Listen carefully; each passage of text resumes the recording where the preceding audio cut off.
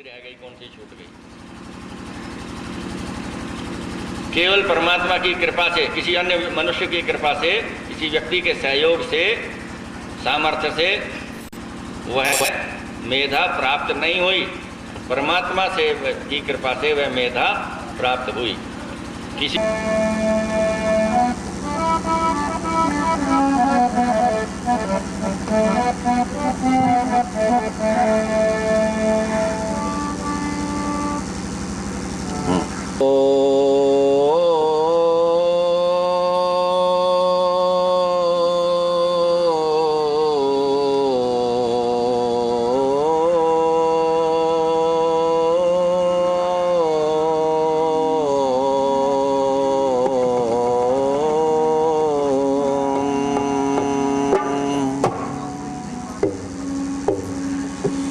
सूर्योदय सा सुंदर जीवन, हे ईश्वर मेरा कर दो। सूर्योदय सा सुंदर जीवन, हे ईश्वर मेरा कर दो। दुख दोष दुर्गुण दुर्जन से दूर बहुत हमको कर दो। सूर्योदय सा सुंदर जीवन, हे ईश्वर मेरा कर दो। दूर दुर्गुण दुर्जन से दूर बहुत हमसे कर दो। क्या कर रहे?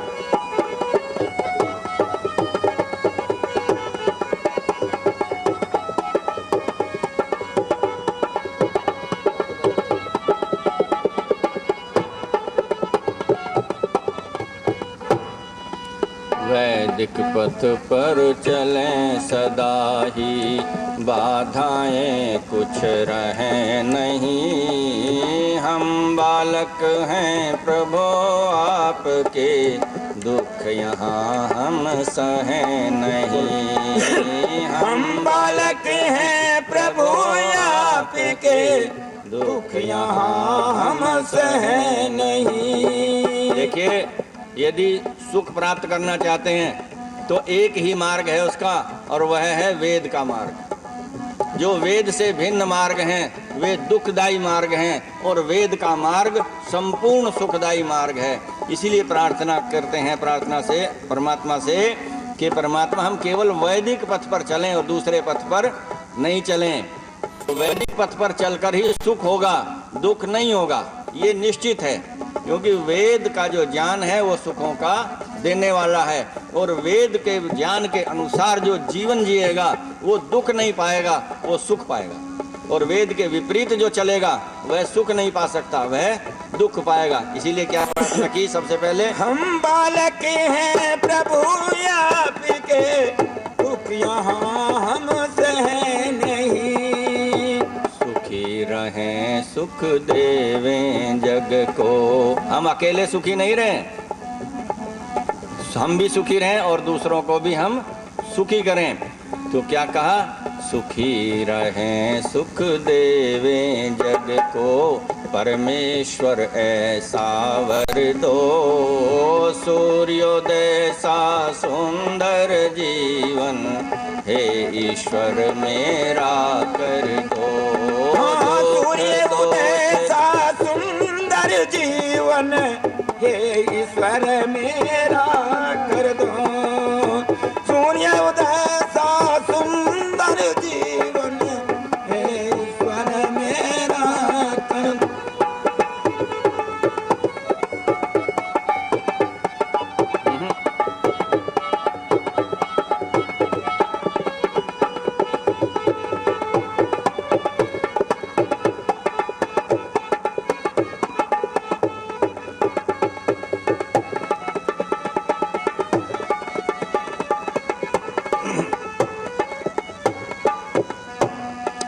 देह बुद्धि मन प्राण शुद्ध हो, शुद्ध हमारे कर्म रहें, शुद्ध आत्मा मिले आपसे, दुर्वचनों को नहीं कहें। देखो हम शुद्धि करें किस किस की? हमारे पास क्या है?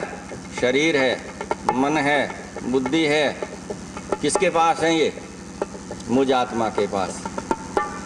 तो हे परमात्मा, मेरा तन भी शुद्ध हो जाए, रोग रहित हो जाए, कोई रोग मेरे शरीर में ना रहे, और फिर जल आदि से, स्नान आदि से वह शुद्ध हो, शुद्ध वस्त्र मुझे मिले पहनने को, तो शरीर शुद्ध हो जाएगा। और फिर बुद्धि भी मेरी शुद्ध हो, जो कुछ भी काम करूं ठीक ठीक विधान से करूं, दोषपूर्ण रीति से न करूं। मेरा मन भी शुद्ध हो जाए, किसी के प्रति दुर्भावना मैं न रखूं, सबके प्रति सद्भावना रखूं।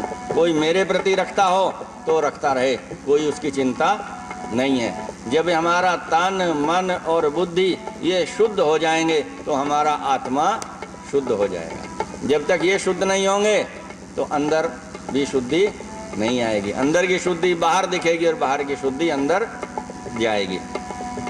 तो क्या प्रार्थना की?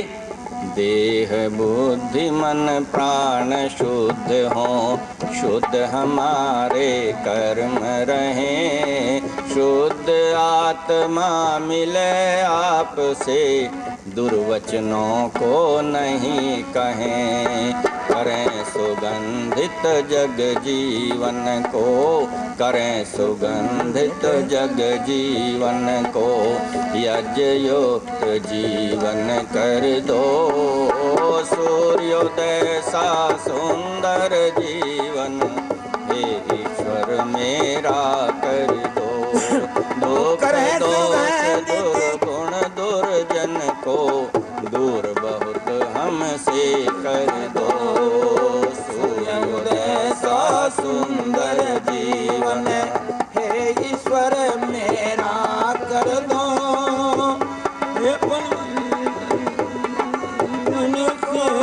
दूर बहुत हमसे कर दो, दूर बहुत हम। अब आगे क्या प्रार्थना करते हैं? धन यौवन बल रूप हमारे पास धन है लेकिन सुंदर नहीं है। वो पवित्र कमाई का धन जो होगा वह कैसा होगा? सुंदर होगा। फिर हमारे पास यौवन है, यौवन में सौंदर्य नहीं है, यौवन में दुराचार है, दुर्गुण है मन में, दुख देने की भावना है मन में, सौंदर्य नहीं है। और बल है हमारे शरीर में, बल में सौंदर्य नहीं है। बल दूसरों को दुख देने के से सुंदर नहीं होता, बल दूसरों को सुख देने से सुंदर हो जाता है। एक बलवान मनुष्य है वह डाका डालता है, एक बलवान मनुष्य है वह दीन दुखियों की रक्षा करता है, बचाता है। एक अत्याचार करता है, एक रक्षा करता है, बल दोनों के शरीर में है। तो जो रक्षक है उसका बल सुंदर है, और जो कष्ट देने वाला है उसका बल सुंदर नहीं है, उसका बल कुरूप है। न होता तो अच्छा था। तो हमारे पास जो जो शक्ति है, धन है, यौवन है, बल है, रूप है, आकार प्रकार है हमारे रूप को देख करके, हमारे शरीर को देख करके यदि लोगों का मन प्रसन्न होता है तो ये रूप सार्थक है, और यदि इसे देख करके लोगों को घृणा होती है तो फिर ये रूप भी व्यर्थ है। स्त्री बहुत सुंदर है लेकिन उसके मन में पवित्रता नहीं है, तो फिर उसका रूप कैसा है? उसके लिए अभिशाप है। जयशंकर प्रसाद ने एक स्थान पर लिखा, नारी तेरा रूप जीवित अभिशाप है, पवित्रता की छाया यदि उसमें पड़ी नहीं। रूप है बहुत सुंदर है लेकिन पवित्रता नहीं है नारी के अंदर। तो जयशंकर प्रसाद महाकवि लिखते हैं, नारी तेरा रूप जीवित अभिशाप है, पवित्रता की छाया यदि उसमें पड़ी नहीं। पवित्रता हो, तो इसीलिए प्रार्थना की गई, परमात्मा ये है तो हमारे पास सब चीज, लेकिन ये हो कैसी जाए? सुंदर हो जाए। धन यौवन बल रूप हमारे, सुंदरता को पा जाए, देश धर्म की रक्षा के हित हम सर्वस्व लुटा जाए। देश धर्म की रक्षा के हित हम सर्वस्व लुटा जाए। जहाँ देश के लिए बलिदान की बात आएगी, दूसरे का बेटा चला जाए सेना में, किसी की सेवा की बात आएगी तो नहीं देंगे। विवाह शादी में कई कई लाख रुपए साज सज्जा में लगाएंगे, लेकिन यदि विवाह में कोई कहने लगे कि धर्म प्रचार के लिए 1000 रुपये खर्च कर दो, तो कहेंगे बहुत हमारा बजट बिगड़ गया है। मेरे बहुत अनुभव होते हैं, मैं बहुत लोगों को प्रेरित करता हूँ। बेटी का विवाह है, 10-10 रुपये की पुस्तक सब बारातियों को भेंट कर दो, यज्ञ की हवन की, कि जी वो बजट बिगड़ रहा है। साज सज्जा में कई कई लाख रुपए लग रहे हैं। घर में हिजड़े नाचने आते हैं, 10-10 और 11-11 हज़ार रुपये लेकर जाते हैं, और वे 11 रुपये धर्म प्रचार के लिए ऐसे शुभ अवसर पर भी नहीं दे सकते। ऐसों का धन व्यर्थ जाता है। कहाँ जाता है ऐसों का धन? साज सज्जा वालों के यहाँ। उनका धन कहाँ जाता? हिजड़ों के यहाँ। और यदि वो धर्म प्रचार में लगाते, उस सब से बचाते, तो कितना आनंद आता। परमात्मा ने प्रेरणा की, मैं अपने वेतन की पवित्र कमाई से धर्म प्रचार करता हूँ, लोगों से दान लेकर के धर्म प्रचार नहीं करता। किसी के घर मांगने न आज तक गया, न जाऊँगा, न जाता। जो कुछ भी यहाँ आप देख रहे हैं, ये सब चमत्कार, ये सब इस व्यक्ति की पवित्र कमाई का है। मैं अपने वेतन से काम करता हूँ, उसी वेतन को धर्म प्रचार में लगाता हूँ। परमात्मा से यही प्रार्थना है कि मुझे और अधिक बलवान कर, और अधिक सामर्थ्यवान कर, जिससे मैं और अधिक काम करूं। तो क्या हमारा धन कहाँ लगे? देश और धर्म की रक्षा में लगे। धर्म की रक्षा खाली भाषण देने से धर्म की रक्षा नहीं होती। धर्म की रक्षा करने से धर्म की रक्षा होती है। कुछ करो उसके लिए। आप साहित्यकार हैं, साहित्य लिखिए। उपदेशक हैं, उपदेश दीजिए। यज्ञ कर सकते हैं, यज्ञ कीजिए। कुरीति दूर कर सकते हैं, कुरीति दूर कीजिए। कुछ तो कीजिए देश और धर्म के लिए। करेंगे कुछ नहीं, बकवास दुनिया भर की करेंगे, तो कहाँ धर्म की रक्षा होगी, कहाँ देश की होगी? क्यों नहीं हो रही देश और धर्म की रक्षा? क्योंकि वो कर नहीं रहे हैं, खाली भाषण ही भाषण दे रहे हैं। और जो कर रहा है वो अकेला पड़ा है, बस भगवान के सहारे से काम कर रहा है। तो क्या प्रार्थना हम करते हैं? धन यौवन बल रूप हमारे, सुंदरता को पा जाए। देश धर्म की रक्षा के हित हम सर्वस्व लुटा जाएं। दुष्ट जनों को नष्ट करें हम, दुष्ट जनों को नष्ट करें हम। ऐसा बल यौवन भर दो, सूर्योदय सा सुंदर जीवन हे ईश्वर मेरा कर दो। गुण दुर्जन को दूर बहुत हमसे कर दो। सूर्योदय सा सुंदर जीवन हे ईश्वर मेरा कर दो।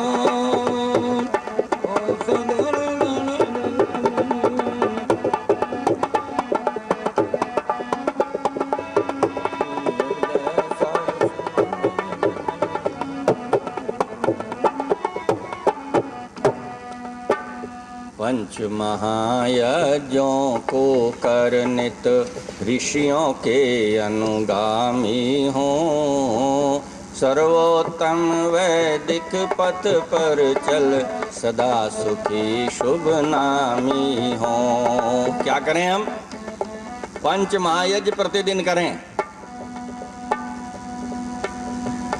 सबसे पहला ब्रह्म यज्ञ अर्थात वेद मंत्रों से परमात्मा का ध्यान करना। दूसरा देव यज्ञ, अग्निहोत्र हवन करना।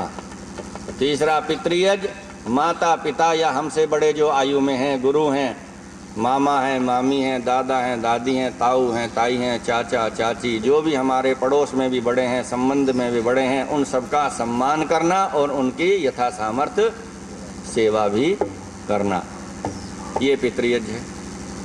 और बलि वैष्णुदेव यज्ञ, अपने भोजन में से जिनके पास भोजन नहीं है उनको कुछ भोजन देना। और पवित्र अग्नि में 10 आहुति मिष्टान्न की देना। और उसके पश्चात 5वां अतिथि यज्ञ। कोई भी वेदों का विद्वान, सदाचारी, धर्मात्मा, तपस्वी, जितेंद्रिय, साधु, सन्यासी अथवा अपना कोई भी इष्ट मित्र संबंधी आपके घर आ जाता है तो उसका भोजन से, वस्त्र से, आसन से, सब प्रकार से, वाणी से सम्मान करना, सत्कार करना, उसको आश्रय देना। ये 5वां यज्ञ हो गया। जब तक ये 5 यज्ञ परिवार में प्रतिदिन नहीं होंगे तब तक परिवार में पूर्ण सुख नहीं होगा। थोड़ा बहुत सुख तो हो सकता है, लेकिन 100% सुख चाहिए ना, तो ये 5 यज्ञ करो। 20-20% सबके हिस्से में आ जाता है। 5 यज्ञ करेंगे 100% सुख घर में होगा, कोई कमी नहीं रहेगी। न घर में रोग होंगे, न घर में महामारी आएगी, न घर में बच्चों की मृत्यु होगी, न घर में कोई लड़ाई झगड़ा कलह होगा, और होगा तो मिट जाएगा। विपत्ति नहीं आएगी, शत्रु आक्रमण नहीं करेगा, मुकदमों के चक्कर में नहीं फंसोगे। हम पंच यज्ञ नहीं करते, ये सुख का आधार है, वेद का सिद्धांत है। क्या करें? और अनुगामी किसके हों? ऋषियों के अनुगामी हों। ऋषि कौन? जिसकी लंबी दाढ़ी, गेरवे कपड़े, वह ऋषि है? नहीं। जो वेद का विद्वान हो, वेदों के अनुसार जो जीवन चलता हो, जिसका कहीं कोई दुराग्रह नहीं हो, जिसका कहीं कोई पक्षपात नहीं हो, सबके लिए सदैव समर्पित हो, पूरे देश और धर्म के कल्याण के लिए जो अपने जीवन को मानता है, उसके अनुसार कर्म करता है, तो ऐसा व्यक्ति जो नए नए अनुसंधान करके समाज को देता है, समाज के हित में जो साहित्य तैयार करता है, विद्या का दान देता है, वह व्यक्ति ऋषि है। जो रिसर्च करता है वह ऋषि है। जो हमारे वैज्ञानिक हैं वे ऋषि हैं, वो उस क्षेत्र के ऋषि हैं। जो साहित्य के व्यक्ति सर्वोत्तम वैदिक पथ पर चल, सदा सुखी शुभ नामी हो, तेज ओज बल सत्य धर्म को क्या क्या भर दो?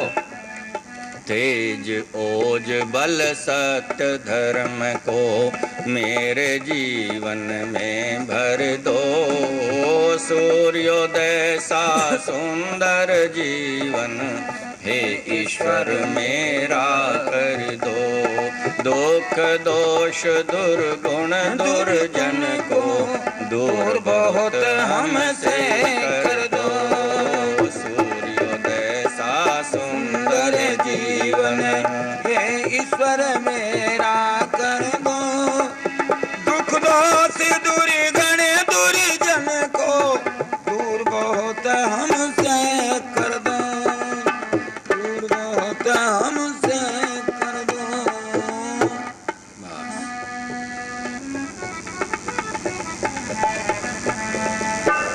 बस इस सत्संग में उपस्थित सभी पवित्र आत्माओं,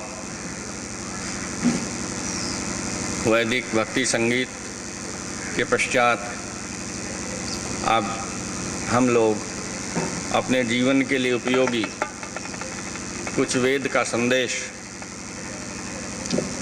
सुने, जाने, समझें और उसे जीवन में उतारें।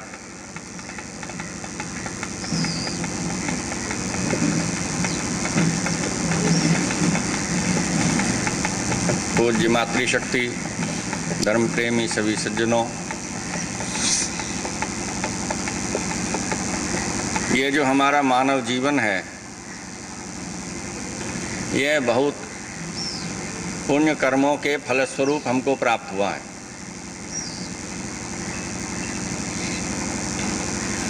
और इस जीवन का उद्देश्य क्या है?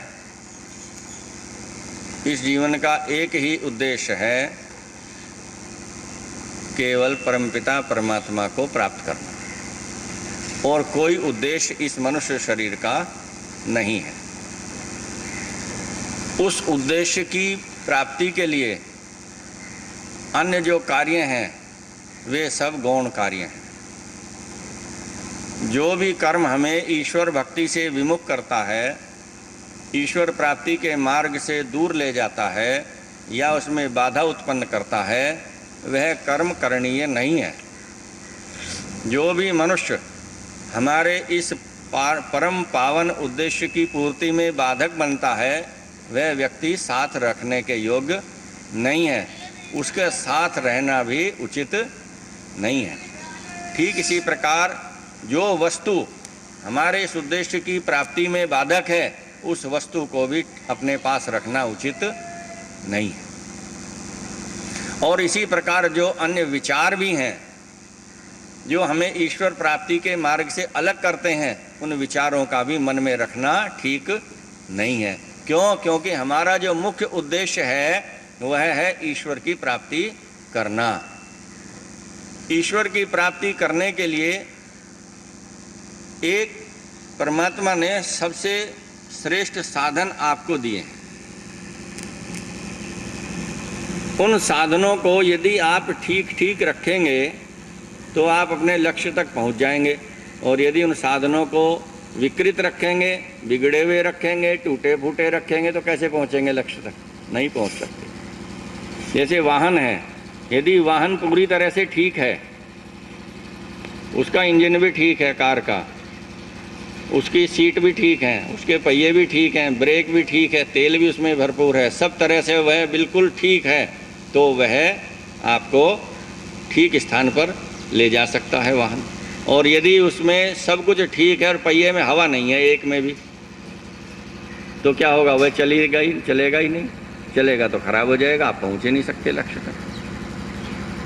तो परमपिता परमात्मा की महती कृपा देखिए कि जीवन का उद्देश्य इतना महान बना दिया, तो उस जीवन के उद्देश्य की प्राप्ति के लिए हमें बहुत महान साधन भी परमात्मा ने दिए हैं। ये उसकी महती कृपा है, ये उसकी दयालुता है। क्या साधन दिया परमात्मा ने हमको?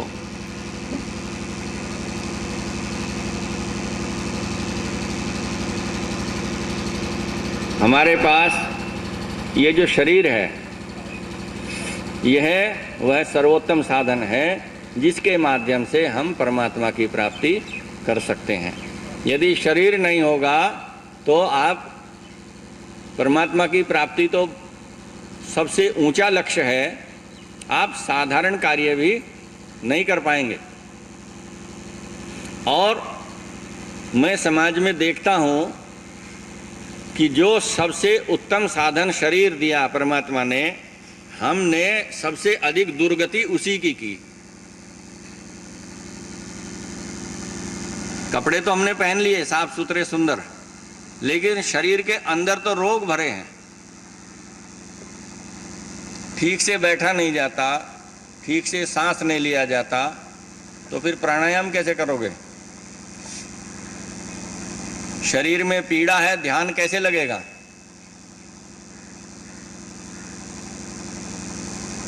शरीर रोगी है, कैसे बैठोगे ठीक से? तो जो सर्वोत्तम साधन है, जीवात्मा जो स्वामी है, उसका जो रथ है या जो वाहन है ये शरीर, जब ये शरीर ठीक है ही नहीं, जब वाहन ठीक है नहीं, तो जीवात्मा परमात्मा के पास कैसे पहुंचेगा? कैसे उस लक्ष्य को प्राप्त करेगा? तो परमात्मा से प्रार्थना की गई, हे परमात्मा, अथर्ववेद में एक मंत्र है बड़ा सुंदर,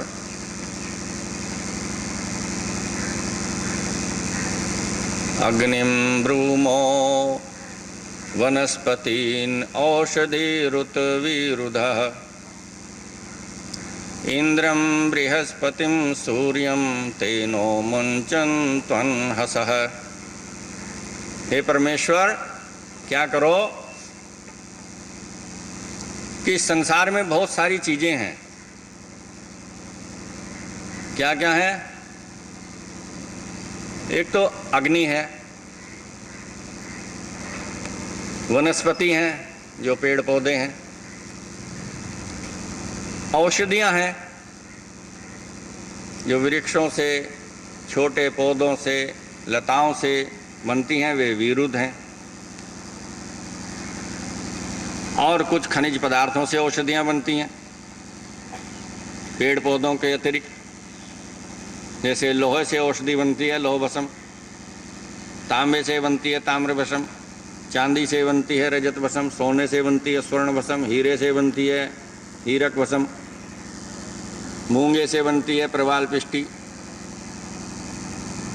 माणिक्य से बनती है, माणिक्य पिष्टी, ये भी औषधियाँ। परमात्मा से प्रार्थना की गई।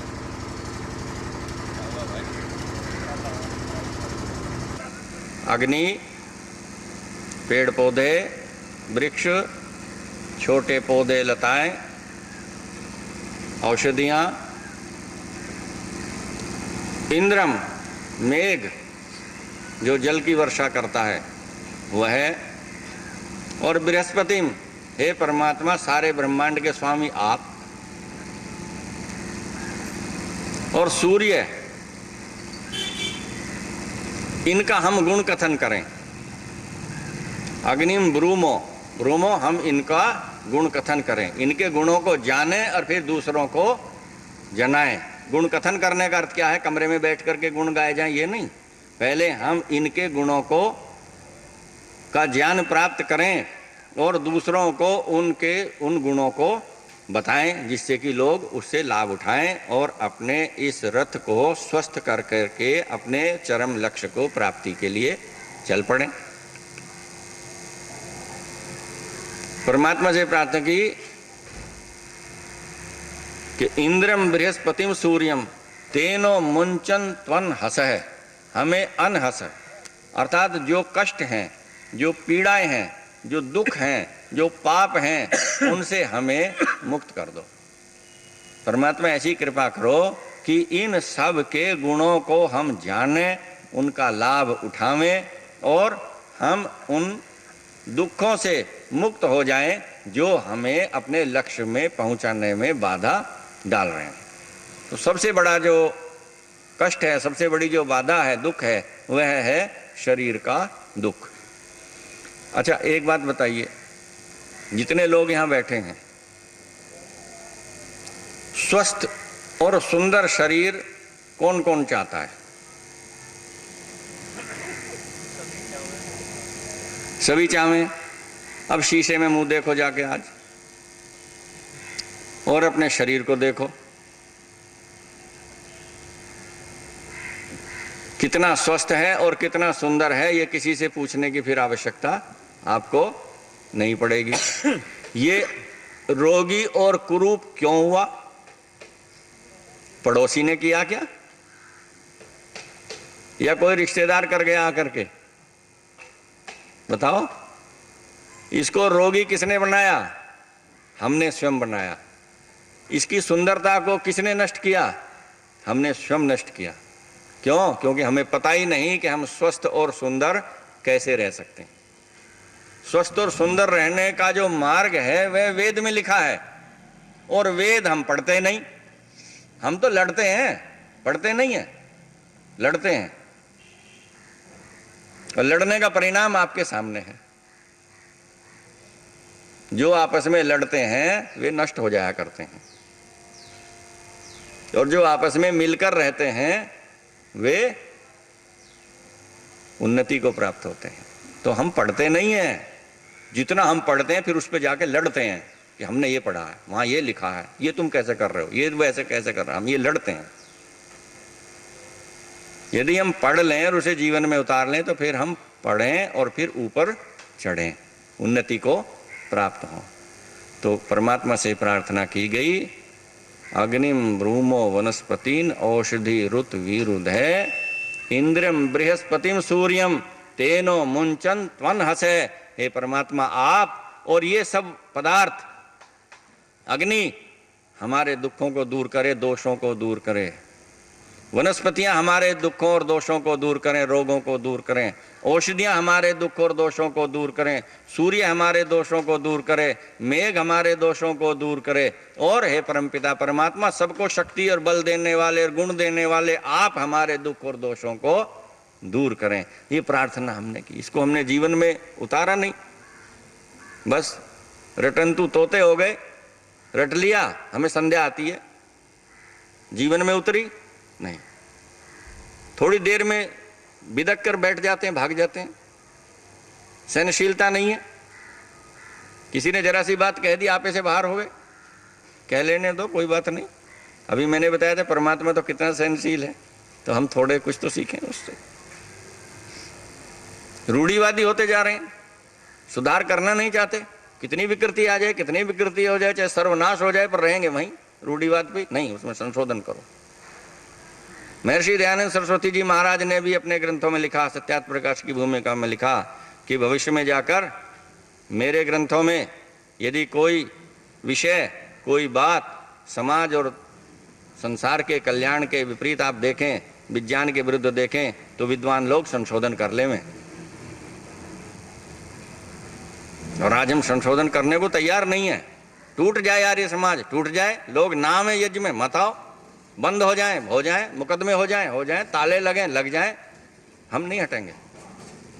ये ठीक नहीं है स्थिति। हम स्वाध्याय करें, उस स्वाध्याय को लड़ाई में नहीं, पढ़ाई में लगाएं, ऊंची चढ़ाई में लगाएं। परमात्मा से प्रार्थना करें, परमात्मा हमारे ये सब दोष, दुख, आप और ये सब पदार्थ दूर करें। कैसे दूर करेंगे? ये हमने मंत्र गा दिया, पढ़ दिया, अर्थ बता दिया, दोष दूर हो गए? नहीं हुए। एक एक पदार्थ पर अनुसंधान करने में हजारों व्यक्तियों के जीवन लग जाएंगे, फिर भी उसके गुण पूरे नहीं जान पाएंगे। एक अग्नि के ही गुण जो हैं, 1000 व्यक्ति अनुसंधान करने लग जाएं, वे पूरे जीवन भी नहीं जान पाएंगे। इतने गुण, इतने कार्य, इतनी महत्ता उसकी जीवन में है। लेकिन हम उससे कुछ तो लाभ उठा सकते हैं। तो परमात्मा से हम ये प्रार्थना करते हैं, सभी लोग चाहते हैं, आप भी चाहते हैं, मैं भी चाहता हूं कि हमारा शरीर कैसा हो? सबसे पहले स्वस्थ हो, और दूसरा सुंदर हो। और सौंदर्य का आधार स्वास्थ्य है। जो अंदर से स्वस्थ होगा वह बाहर से भी सुंदर हो जाएगा।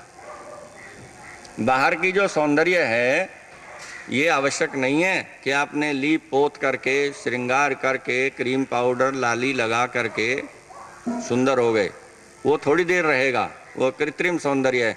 वास्तविक सौंदर्य होता है बच्चे का, जिसकी कोई लीपा पोती नहीं, मुंह भी नहीं धुला है, फिर भी सब उसको चूमना चाहते हैं। क्यों? क्योंकि वह अंदर से भी स्वस्थ है, इसलिए वह बाहर से भी सुंदर है। तो सब मनुष्य चाहते हैं कि हमारा शरीर जो है वह स्वस्थ हो और सुंदर हो। क्यों? शरीर के बिना आप अपने लक्ष्य की प्राप्ति नहीं कर सकते। मैं आपको एक छोटी सी दृष्टांत सुनाता हूँ, आप देखिए। और आर्य समाज के मंच से तो ये बात शायद ना सुनी हो आपने कभी, मैं आज सुनाऊंगा आपको। क्योंकि मैं लकीर का फकीर नहीं हूं, मैं पूरा उस पर अनुसंधान करता हूं, और फिर उसमें जो सत्य सत्य है, जो अच्छाई अच्छाई है, उसको ग्रहण कर लेता हूं और बाकी को छोड़ देता हूं। क्योंकि कबीरदास जी ने एक दोहा लिखा कि साधु ऐसा चाहिए जैसा सूप स्वभाव। सूप किसे कहते हैं? छाछ को, जिसमें अनाज फटकते हैं। माताएं बहनें सब जानती हैं, पुरुष तो छाछ हाथ में पकड़ेगा ही नहीं, उसे शर्म आएगी, कहेंगे लोग अनाज फटक रहा। ये फटकती, इन्हें नहीं आती, ये लाभ उठा लेती हैं, आप नहीं उठाते। तो साधु ऐसा चाहिए जैसा सूप स्वभाव, और सार सार को गही लहे, थोता दे उड़ाओ। सार सार जो महत्वपूर्ण है, जो आवश्यक है, उसको रख लेता है और बाकी थोते को उड़ा देता है। लेकिन हम अनुसंधान नहीं करते, यही अनुसंधान है। शिव पुराण में शिव जी की कथा है, पार्वती की कथा है, ठीक है?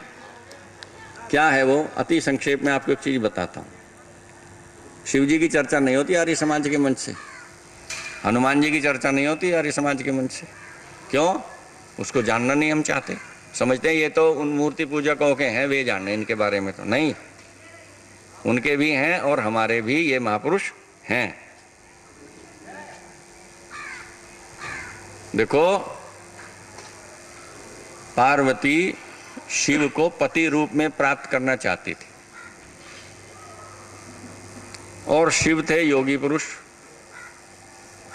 तपस्वी, वेदों के विद्वान, नित्य साधना करने वाले, यज्ञ करने वाले, संसार का कल्याण करने वाले महापुरुष थे। ऐसे व्यक्ति को पति रूप में प्राप्त करना बहुत दुर्लभ था।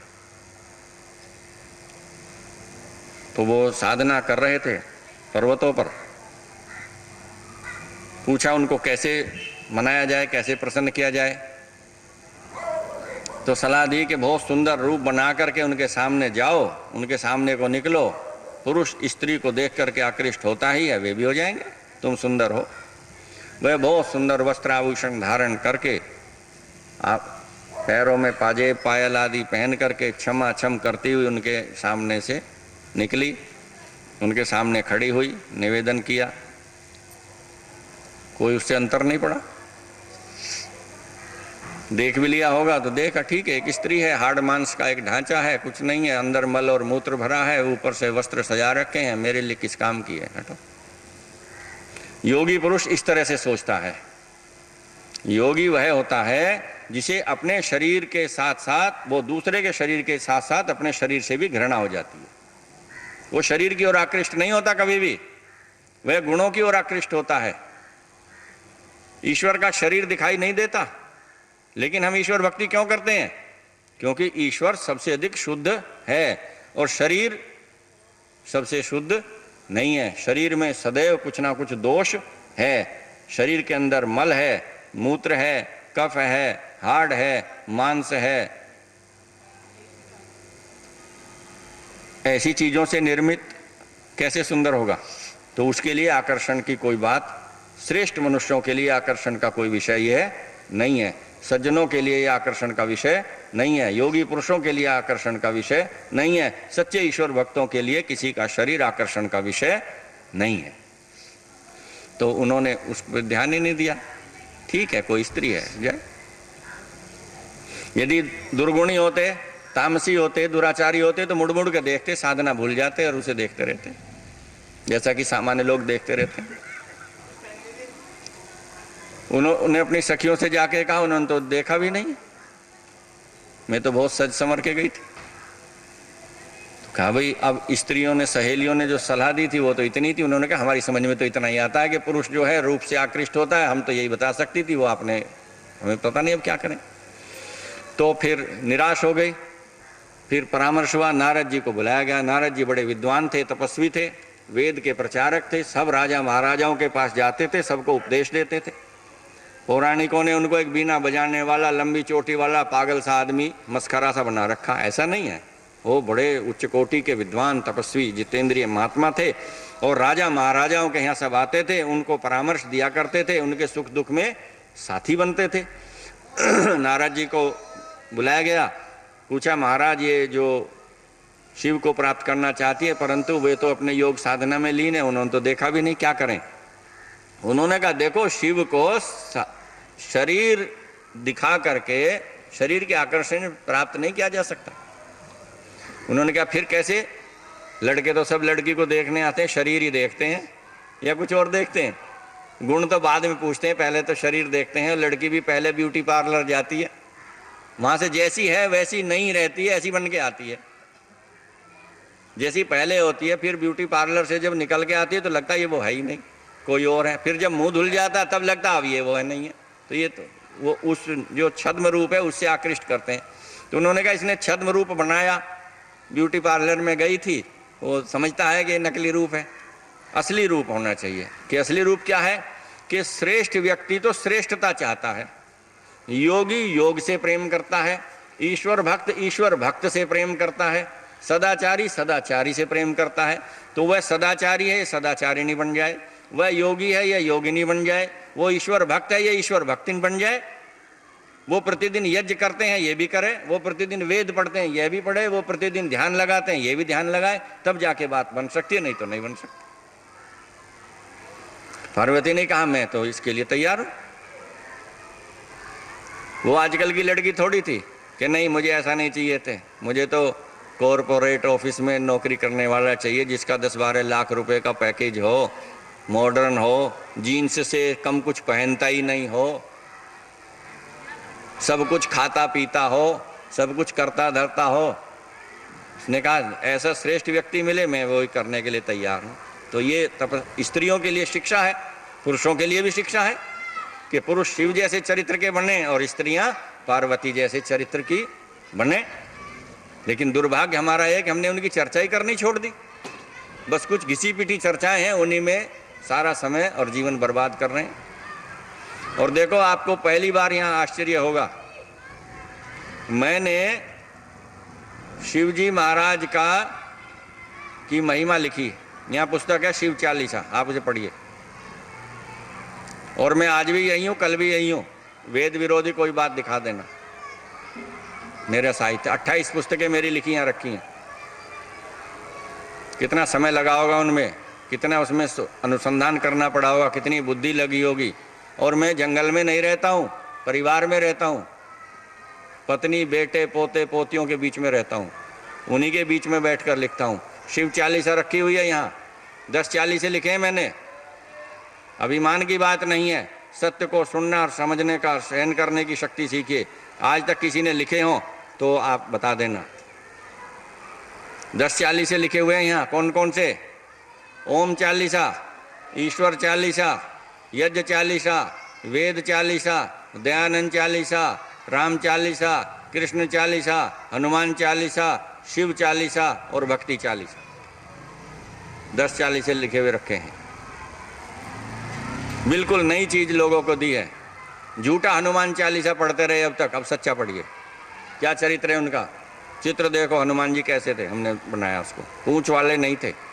शिव जी का चित्र, गले में सांप लपेट दिए। ये काम होता है कोई योगियों का? ऐसे तो सपेरे लपेटते फिरते होंगे। क्या सपेरा थोड़ी था शिव? योगी पुरुष था। कैसे रहते थे उस पर चित्र छपा है, देखना।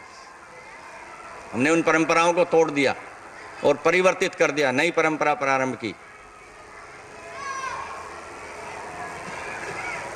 तो पार्वती ने भी क्या किया? गृह त्याग किया, वन में आश्रम बनाया, कुटिया बनाई और वहां पर प्रतिदिन वेद मंत्रों से ध्यान और साधना करनी आरंभ की। यज्ञ अग्निहोत्र करना आरंभ किया। वेद का पढ़ना पढ़ाना, विद्वानों को बुलाया, वो वेद का स्वाध्याय, वेद का प्रवचन करना कराना आरंभ किया। अपने जीवन को पूर्ण सात्विक बनाया, तपस्विनी का जीवन बनाया।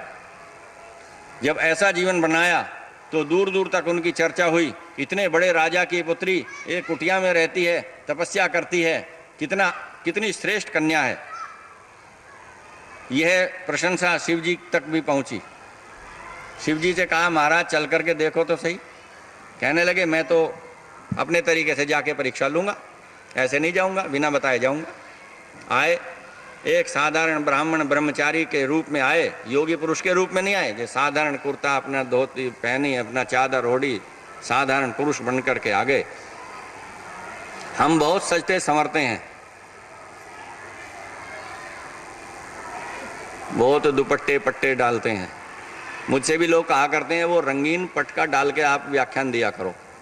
मुझसे भी कहते हैं, बहुत सारे रखे हैं मेरे पास घर पे। मैंने कहा, मैं इसकी कोई उपयोगिता नहीं समझता, मैं जैसा हूं वैसा ही ठीक।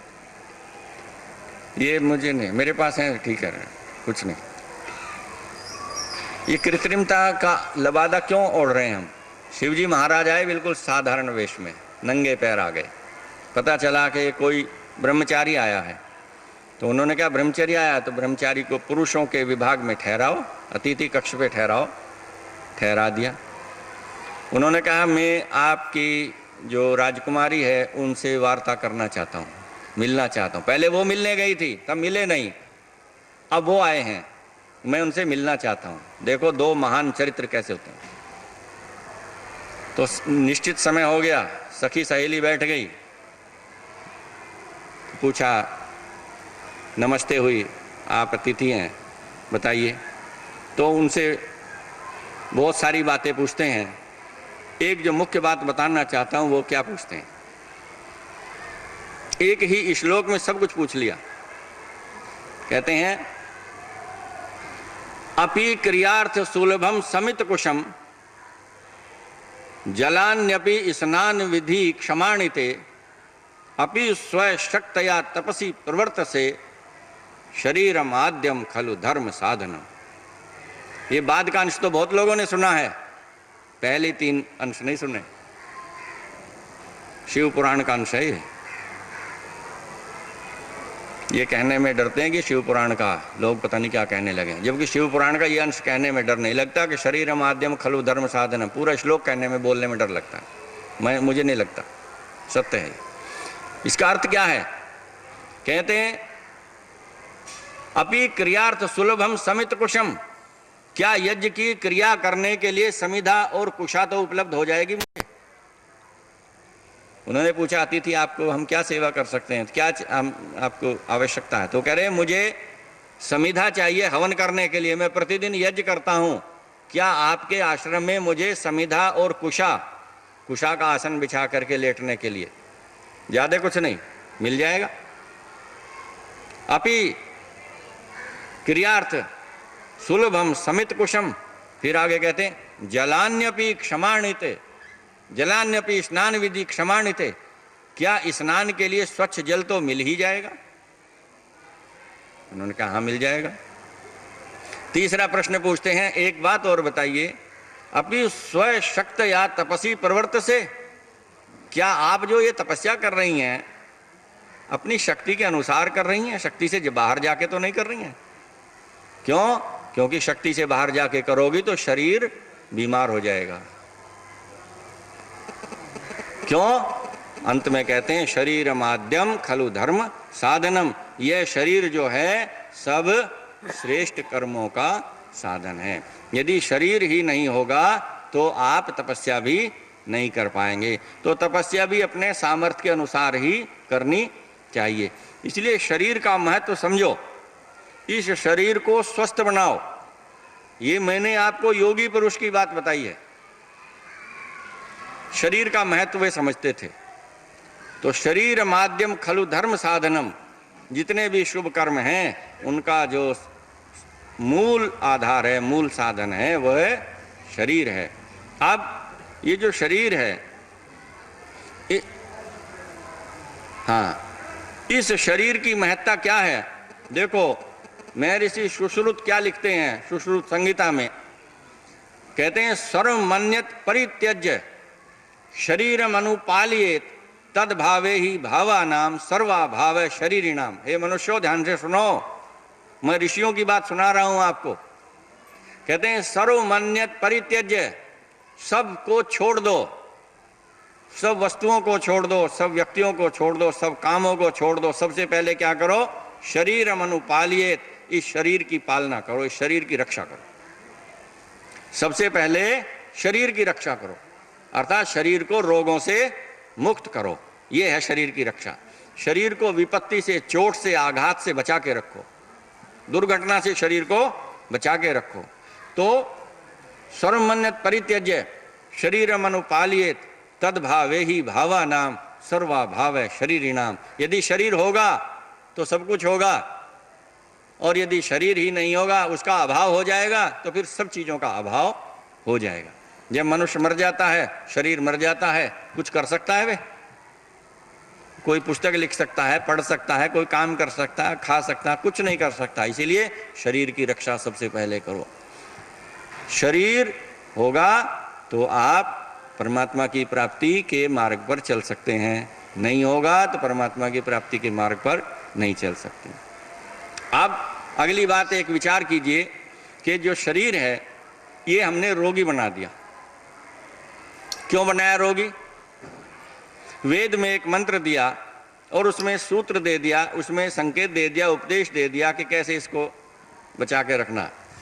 वेद कहता है अष्टाचक्रा नवद्वारा देवानाम पूर्योधया तस्याम हिरण्यः कोशे स्वर्गो ज्योतिषावृत है। हे मनुष्यों ध्यान से सुनो, ये शरीर जो तुम्हें दिया गया है, इसके क्या है? 8 चक्र हैं, इसमें 9 द्वार हैं। इस 8 चक्र और 9 द्वारों की अजेयपुरी में, नगरी में, अयोध्या, जिसमें युद्ध नहीं होता, जिसको युद्ध से कोई जीत नहीं सकता, ये इस नगरी में 8 चक्र हैं, 9 द्वार हैं, और इसमें क्या रहता?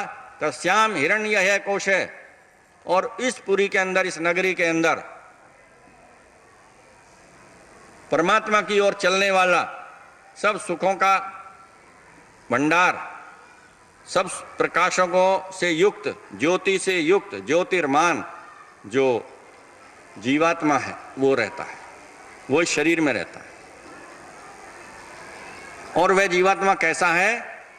स्वर्गो ज्योतिषावृत है। वह स्वर्ग की ओर जाने वाला है। स्वर्ग की ओर का अर्थ ऋषि दयानंद ने क्या? परमात्मा। परमात्मा ही स्वर्ग है। जो परमात्मा को प्राप्त करता है वो स्वर्ग को प्राप्त कर लिया। तो यह परमात्मा की ओर चलने वाला है, इसका स्वभाव है। जैसे अग्नि जलती है, उसका स्वभाव है ऊपर जाना, जल को डालिए, उसका स्वभाव है नीचे जाना। ऐसे जीवात्मा का स्वभाव है परमात्मा की ओर जाना। ईश्वर की भक्ति की जब बात होती है, किसी को थोड़ा, किसी को अधिक अच्छा सबको लगता है। जब लड़ाई झगड़े की बात होती है तो किसी को भी अच्छा नहीं लगता। कलह की बात होती है, किसी को भी अच्छा नहीं लगता। निंदा चुगली की बात थोड़ी देर अच्छी लगती है, फिर अच्छी नहीं लगती। लेकिन ईश्वर भक्ति की बात जन्म से लेकर के मृत्यु पर्यंत तक अच्छी लगती है, कभी भी बुरी नहीं लगती। तो ये परमात्मा की ओर चलने वाला है। और ये क्या है? ज्योति से आवृत है, ये परमात्मा के प्रकाश से आच्छादित है। ये जीवात्मा परमात्मा के प्रकाश से भरपूर है। इस शरीर की रक्षा करो। अब कई लोग 8 चक्र बताते हैं कि मूलाधार, स्वाधिष्ठान, मणिपूरक, सूर्य, अनाहत, विशुद्धि, आज्ञा, सहस्रार, 8 चक्र हैं। कहाँ कहाँ हैं? कि ये शरीर की रीढ़ की हड्डी में है, ऐसा लोग बताते हैं, लिखते भी हैं। बड़े बड़े विद्वान, बड़े बड़े योगी पुरुषों की पुस्तकों में ये लिखे हुए हैं, लेकिन वे आज तक यहाँ नहीं बता पाए निशान लगा करके कि यहाँ है। और कहते हैं ये प्रकाश से युक्त हैं। हमारे धर्मगुरु महर्षि दयानंद सरस्वती जी महाराज की मान्यता के अनुसार यह बात झूठ है, ये चक्र नहीं है। लेकिन जब वेद में लिखा है तो चक्र तो हैं, 8 चक्र लिखा, वेद कह रहा है, तो वे हैं कौन से? उनको नहीं समझ पाए, बस इनको समझ गए कि ये जो मूलाधार है, स्वाधिष्ठान है, मणिपूरक है, सूर्य है, ये इस चक्कर में फंस गए। वास्तविकता नहीं समझ पाए उसकी। और 9 द्वार तो सब जान गए, ठीक है, 2 आंख, 2 नेत्र, 2 कान, 1 मुख, कितने हो गए? 7। 1 मल द्वार, 1 मूत्र द्वार, 9 द्वार हो गए। शरीर रूपी नगरी में 9 द्वार हैं। इसमें परमात्मा के प्रकाश से भरपूर जीवात्मा निवास करता है। 8 चक्र कौन से हैं वे मैं बताता हूं आपको। चिकित्सा विज्ञान के आधार पर समझ लीजिए 8 चक्र कौन से हैं। देखो, मानव शरीर में 8 ही चक्र हैं। कैसे? अपना पैर देखो, जो घूमता है चक्र की भांति, वहां चक्र होता है। पैर का जो जोड़ है, देखिए पैर का जोड़, आप अपने पैर के जोड़ को घुमा सकते हैं। पैर ऐसे फैलाइए, घुमा के देखिए, घूमता है। एक, दूसरा घुटना, तीसरा कूल्हे का जोड़, कितने हो गए? 3 हाथ के जोड़, एक घूमता है, 2 कोहनी घूमती है, और तीसरा कंधा भी घूमता है। कितने हो गए? 6। 7वां पीठ का जोड़, पीठ आगे भी जाती है, पीछे भी जाती है, इधर भी जाती है, उधर भी जाती है, और नाचने वाले तो बहुत अच्छी तरह घुमा देते हैं। 7 और 8वां गर्दन का जोड़, ये 8 चक्र हैं। गर्दन भी घूमती है चारों ओर। जो भाग घूमता है वह चक्र से युक्त है। तो हे मनुष्यों, 8 चक्रों से युक्त ये तुम्हारा शरीर है। 9 इसमें द्वार हैं, इसकी रक्षा करो। क्यों? क्योंकि इसके अंदर परमात्मा के और जानने वाला, परमात्मा की ज्योति से युक्त जीवात्मा रहता है। उसे पहचानो। उसे तब पहचानेंगे जब ये 8 चक्र और 9 के 9 द्वार स्वस्थ होंगे। यदि एक भी जोड़ खराब है तो जीवन में सुख नहीं रहेगा। एक भी द्वार रोगी है, चाहे आंख में रोग है, चाहे कान में है, चाहे नाक में है, चाहे मुख में है, चाहे मलमूत्र द्वार में है, कहीं भी रोग है, जीवन में सुख नहीं होगा। घरों में हम ये यदि कोई स्वस्थ रहना चाहता है तो अपने इन 8 जोड़ों को रोज घुमा करके देखे कि ठीक चल रहे हैं या नहीं। तो समझ लीजिए जोड़ 8 हमारे स्वस्थ हैं। और 9 द्वारों के रोज जांच करो कि हमारे किसी द्वार में कोई रोग तो नहीं है। तो जिसके 8 चक्र और 9 द्वार इस शरीर के स्वस्थ हैं, वह व्यक्ति स्वस्थ हो जाएगा। इसके अतिरिक्त सुश्रुत महाराज कहते हैं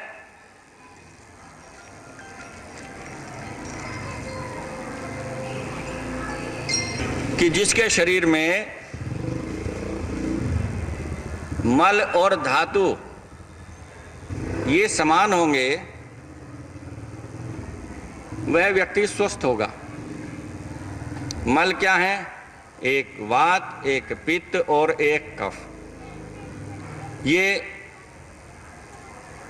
3 दोष शरीर में होते हैं। ये तीनों के तीनों वात, पित्त और कफ संतुलित होने चाहिए। शरीर में वायु भी चाहिए, पित्त भी चाहिए, कफ भी चाहिए, लेकिन जब ये बढ़ जाएंगे सीमा से अधिक या घट जाएंगे तो रोगी हो जाएगा।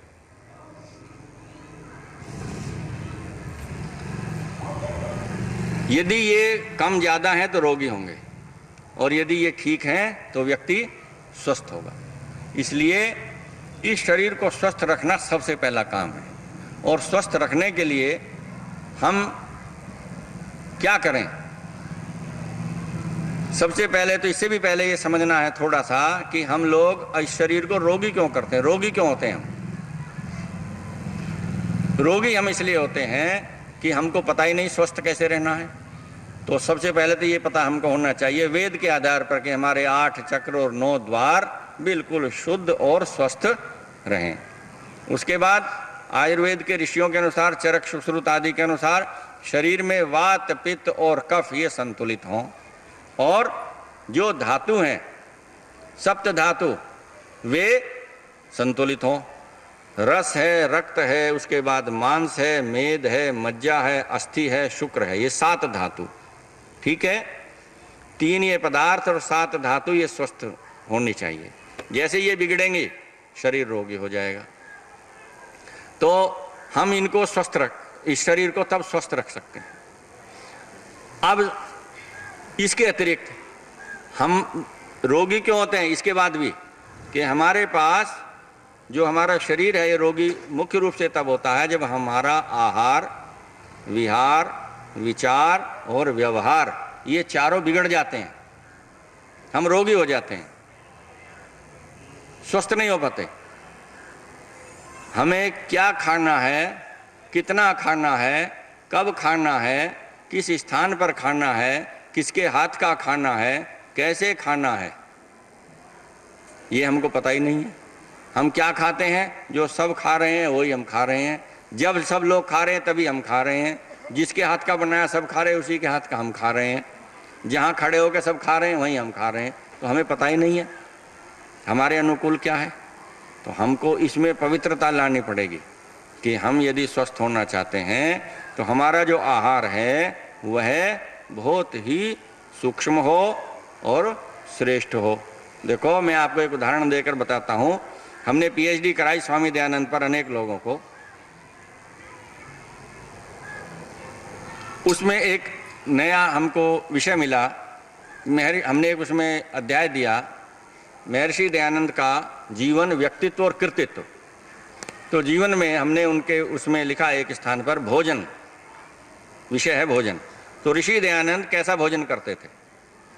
जब ऋषि दयानंद अपने विद्या आदि सब प्राप्त कर चुके, पूर्ण प्रचार के काल में थे, तब कैसा भोजन करते थे यह सुनिए ध्यान से। हमें इन चीज़ों को सीखना है इन धर्मगुरुओं से, अपने ऋषियों से। ऋषि दयानंद प्रातः काल में 1 गिलास दूध पीते थे और शीत काल में जब सर्दी अधिक पड़ती थी तो उसके साथ अभ्रक भस्म खाते थे। 2 से 4 रत्ती अभ्रक भस्म हाथ पर रखते थे, उसे मुंह में फाँक लिया और ऊपर से दूध पीते थे। दोपहर को 12 से 1 बजे के मध्य में भोजन करते थे। और जब भोजन करते थे, आज मैं आपको बिल्कुल नई बात बताऊंगा, शायद आज तक आपने सुनी नहीं होगी ऋषि दयानंद के विषय में।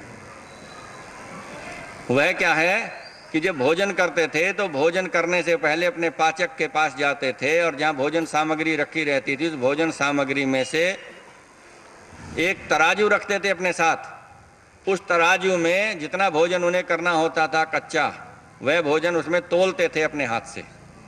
250 ग्राम उसका वजन कितना था? कच्चे भोजन का वजन था 250 ग्राम। समाप्त कर रहे हैं जी।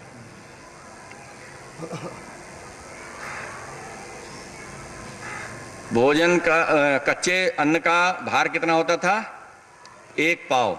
250 ग्राम तो अब आया, उस समय ग्राम नहीं था जब ऋषि दयानंद थे, वहाँ 1 पाव लिखा। तो तराजू में एक और एक पाव का बाट रखते थे, दूसरी ओर तोलते थे अपने हाथ से। उसमें क्या क्या होता था? आटा, दाल, चावल, ये तीनों चीजें पाव भर तोलते थे और फिर अपने पाचक को, रसोइयों को देते थे, अब इसके बनाओ। तो दाल और चावल की तो खिचड़ी बनाता था और आटे के फुलके बनाता था। इतना भोजन करते थे केवल दोपहर को एक समय।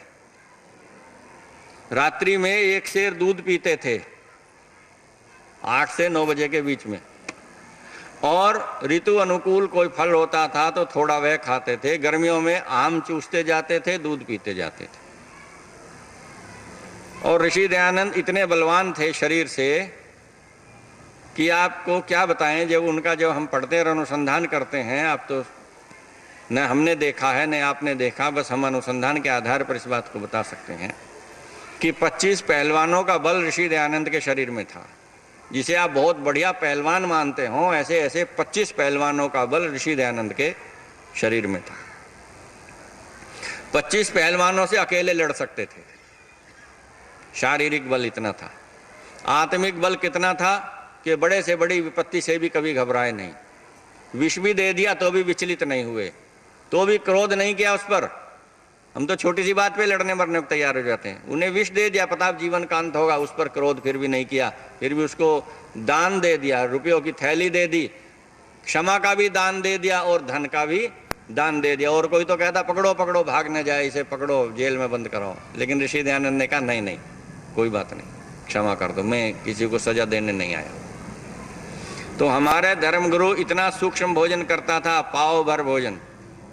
और हम आज दोपहर को देखें हम कितना भोजन करेंगे, फिर रात को देखें कितना करेंगे, सुबह नाश्ते में भी कितना करेंगे, और दोपहर बाद भी कुछ चाहिए, नमकीन, बिस्कुट, चाय। 24 घंटे बस ये समझ लो, जब आँख खुली तो खाने में लगे हुए।